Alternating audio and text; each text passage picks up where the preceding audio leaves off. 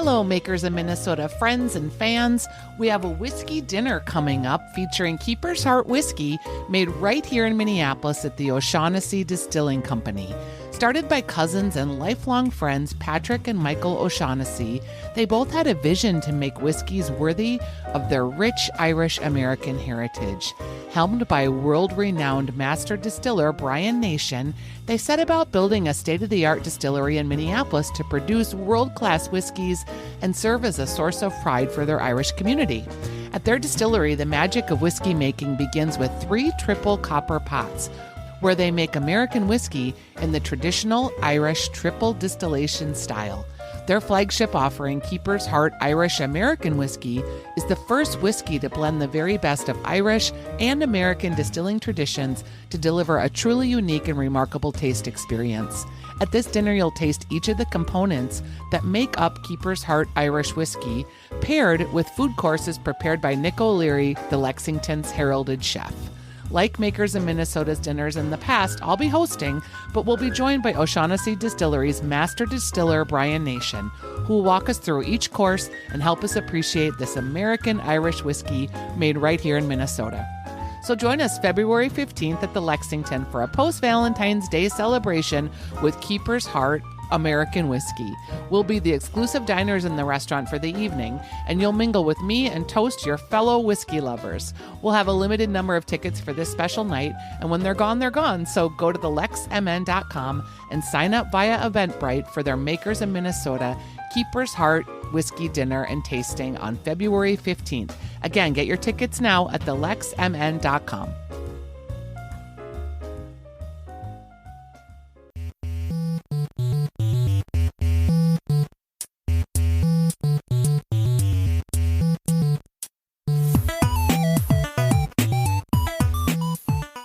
Welcome to the Makers of Minnesota podcast. I am here with Catherine Nelson, and she is the owner of a grain-free, do we call it granola mix?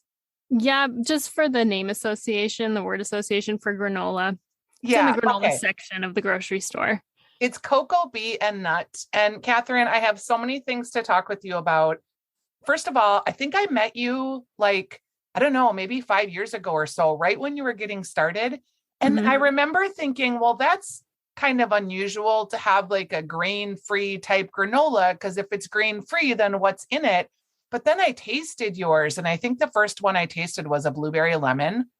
Yes. Oh boy, just so great. And I thought it's so delicious, and you can have it on yogurt, and you can just eat it by the handful out of the bag. Yeah, that's our best selling flavor. And I started it because I was trying to help a friend find a lower carb breakfast cereal. And so when I started it, there weren't anything like grain-free granola on the store shelves. And then once I got it into a couple stores, I noticed that different brands were popping up everywhere. But essentially what it is, it's a mix of nuts and seeds and dried fruit and spices. And my particular mix I try to emulate it having oats in it. So I know there's a couple on the market that are like chunks or like bars, but mine is more like trying to be, act like it has oats with the sunflower seeds. So, yeah. And it has kind of like the same texture as like granola, but you can eat it by the handful out of the bag. Just probably how I normally eat it. I don't know. So how did you know? So you started this, how did you know that it was going to be something you could really take to market other than just farmers markets? I think I really learned that it was marketable because of farmers markets. I started out at the Maple Grove and the Northeast farmers markets for 2 summers and just got really great feedback from the people there. And I think that's how, at the very beginning, my friends were like, you should really sell this. And I just had one flavor. And so kind of from there, I just gained the gumption to try it, Were you a nutritionist, or what made you feel like you had the confidence to be in that space? So yeah, super humble. I learned how to make granola at a coffee shop job in St. Paul. I worked at Coffee News Cafe. I don't know if you ever went there. Sure. Yeah, so I loved working there. I worked there for 3 years and I learned how to make granola, and it was fun because we were all allowed to make it however we wanted. And I was kind of a nerd, so I would like try to find the best mix of like, where it would come together in a big clump, but then you could like crush it with your fingers. And so I learned how to make the normal type of granola there. And then as the years went on, I kind of forgot about it. And my friend was just kind of looking at store shelves and not finding what she was looking for. And I was like, well, I'll just pull this out of my back pocket and see if I can make her something. And it worked. So, yeah. What was your background, or what were you doing before you decided to go full time in Coco Bee and Nut?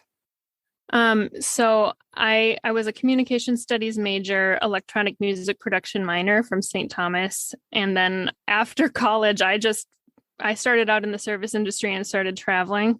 So I didn't have a desk job or anything. I was kind of like, okay, I have the flexibility to try this. So I did. And excellent. So in effect, not like this is like your first job kind of in effect outside of college.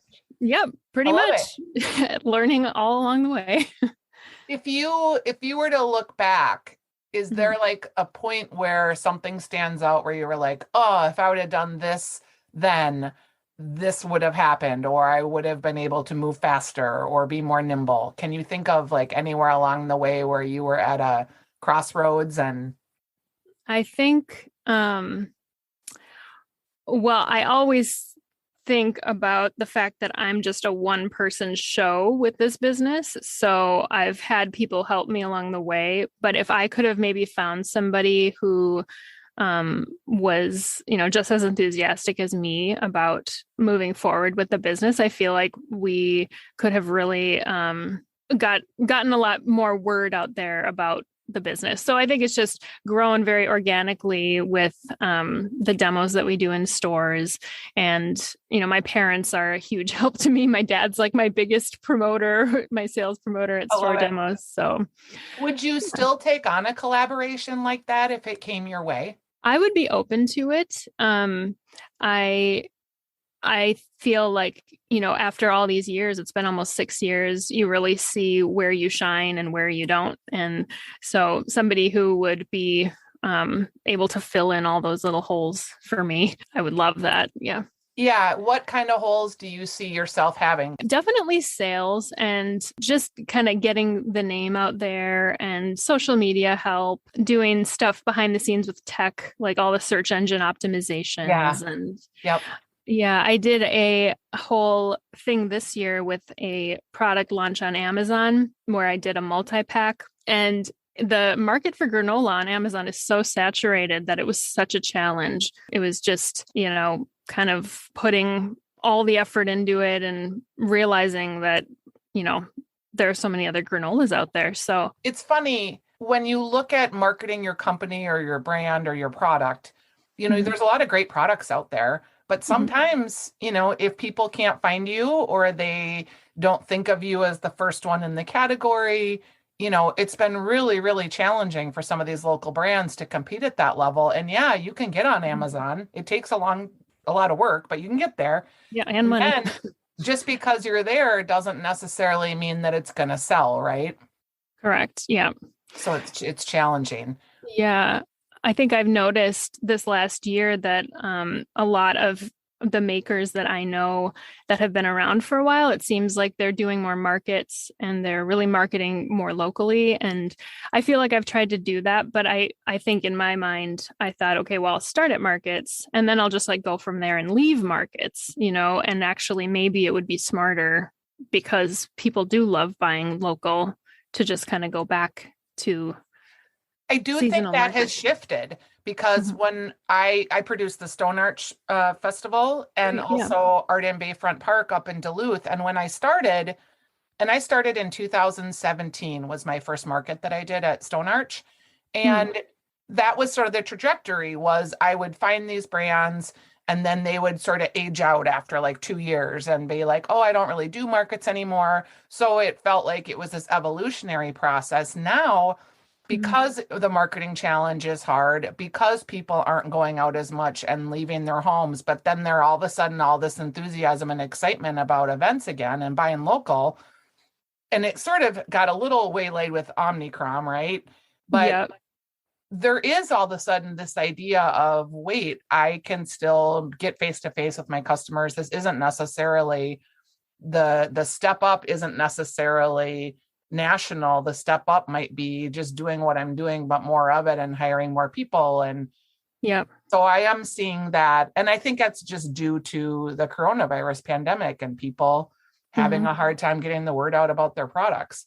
I also, it's super interesting. I'm observing a lot of new entry people into the market, a lot of entrepreneurism again that I Yeah. haven't seen in a long time. A lot of people of color, a lot of people from diverse backgrounds bringing their products and different products to the market. But Mhm. that also has an evolution too. And I usually see it in packaging.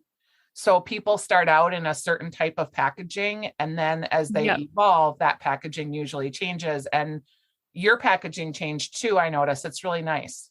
Thank you. Yeah. But I did veer away from it being more of that craft. Like, people really like that, where you're putting the labels on the bags and it looks like you handmade it. And so I knew going in that I was taking that step to try to market it to a bigger audience.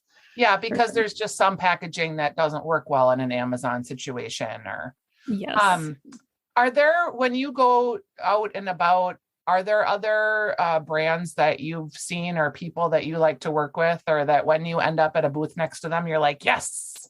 Yeah, I would say so I started out at City Food Studio in Minneapolis and immediately became friends with Tasha from Isadora Nut Company and Janita from Janita's Jar and Angela from Gastola Granola.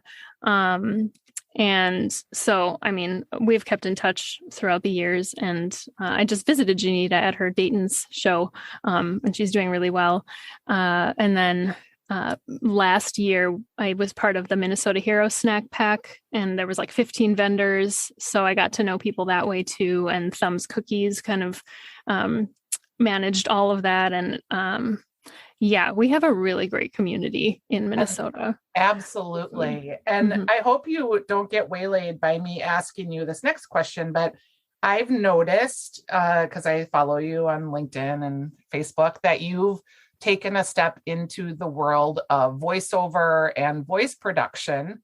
And I'm Yes. very curious about that. 100 years ago, because I never had Mhm. any formal broadcast training, but 100 years ago, I took a class at the community college by a guy that helped you put a reel together. And so I've noticed that you've gone through that process. What is it about this type of work that is exciting to you? So I've been in music for my whole life. I started out in like cherub choir at Mount Olivet when I was like 5. Oh, I love And Mount Olivet. yeah. Went to camp at And COP. yeah, so I was like in all those choirs. And then kind of just really wanted to be in music. And in college I really wanted to figure out like how I could get into the music scene somehow. Um and then kind of just like I was in a couple bands and then I walked away from it. Um and then I thought maybe it's COVID. Maybe that's why people are starting all these businesses now. But it was kind of like I saw this ad in a community ed magazine for a voiceover webinar, and I was like, I'm totally doing that. And the the person hosting it was part of this school, and so it seemed like something that was doable where you could actually make a career out of it. And I love sounds. I love music. I do have like a minor in production. So it just feels like coming back home. It's like, this is what I went to school for. And it has taken me like over 15 years to get back to it. So, Are you applying, like, there's this whole industry of people that like do book reading and audibles, and is yeah. that like an area that you're interested in? Yeah, I actually just auditioned and finished my first audio book. It is a children's book. It's 7 minutes long, and it's called Charlie's Ark. If anybody's interested in checking it out, it's about a little boy who he's kind of like has savant syndrome. So he goes into a coma and he wakes up and he can paint, and he paints all these animals. And so yeah, so I've been trying to do that, but also I would say the voiceover community is very similar to the food community in Minnesota, where everybody just wants to help each other out. There's all these like Facebook forums, and you can ask the dumbest questions, and people will give you like 15 responses and not think you're dumb at all. So I love it. Yeah. It's fun. And do you see that this is a type of opportunity that you can balance with Cocoa Bee and Nut and kind of do both? I'm going to try, and I want to try to use what I know to create ads for Cocoa Bee and Nut. It's kind of fun to try to think of, how I could be imaginative in making little commercials or 30-second reels or something. Yeah. Yeah, super fun. Well, it's exciting to talk to you. If there are any new makers that are listening, is there any like advice that you have for them? I know packaging is a big one. Commercial kitchens we're down commercial kitchens. Yeah, I would say, okay, so if you're a gluten-free product, I'm currently at the Maplewood gluten-free kitchen called Water's Edge, and there's a lot of new makers there, and it's a really great community. And I would just say, keep on talking to your food neighbors because that's where you're going to learn the most. And generally, people love to talk and learn because as you talk, and I've been in this for this long and people come to me for advice, but I learn just as much from them as they do from me talking about our opportunities because there's so much in Minnesota, And it is weird. Like when I first started in my own business many years ago, I was like, oh, I don't want to tell anyone my secret sauce. And I realized that there is no secret sauce. Anyone can do it. Anyone can do lots of things. And actually, the more you share, the more you gain. And that the idea of like holding back doesn't really help you. It doesn't allow people to trust you or be vulnerable to share the really good stuff, which is where the breakthroughs come. Yeah, I totally agree with you. Like I share a kitchen with another grain-free granola maker, and it's Granola Me Please. She's at Markets. Her name's Angie, and she's a doll. And we trade suggestions for each other. Yeah. Are there any other people at your kitchen that you want to call out in your gluten-free kitchen? So there's International Gourmet, which does grain-free cookies, and she's from Sweden. So her name's Chila, and she does amazing products. She's also part of the Market Wagon program that is like an online farmers market for local people to buy from. And then Sailor Mercy does elderberry syrup. Sure. And Pure Ginger for You is a really great juicing company. Then they make fresh juice at all the markets. So. Oh, I love it. Yeah. All right.